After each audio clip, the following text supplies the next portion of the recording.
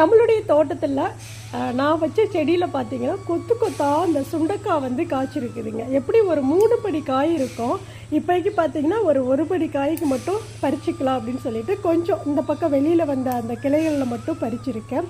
ரொம்ப சூப்பராக இருக்குது, அவ்வளோ ஃப்ரெஷ்ஷாக இருக்குது. அப்படியே கொத்து கொத்தாக செடி ஃபுல்லாக காய் பறிச்சு இப்போ அப்படியே பிடிச்சிருக்குது காய். என்னதான் வந்து நம்ம கடையில் வந்து வாங்கி நம்ம சமையல் செஞ்சு சாப்பிட்டாலும் இந்த மாதிரி நாம் வச்ச செடியில் வந்து காய்ச்சி அதை பறித்து நாம் சமையல் செஞ்சு சாப்பிட்றது அது ஒரு அலாதி இன்பம் தான் சொல்லலாம். அவ்வளோ ஒரு சந்தோஷத்தை கொடுக்கும். அதுவும் இந்த சுண்டைக்காயெலாம் இவ்வளோ ஃப்ரெஷ்ஷாக இப்போல்லாம் வந்து அவ்வளோவா கிடைக்காது.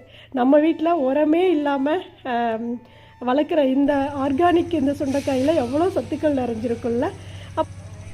இப்போ கொஞ்சம் 1 மடங்கு காய் அளவுக்கு நான் வந்து பறிச்சாந்து வச்சுருக்கேன். இன்னும் 2 மடங்கு அளவுக்கு காய் வந்து செடியில் இருக்குது. அதை அடுத்த டைம் நம்ம பறிச்சுக்கலாம். இது சூப்பராக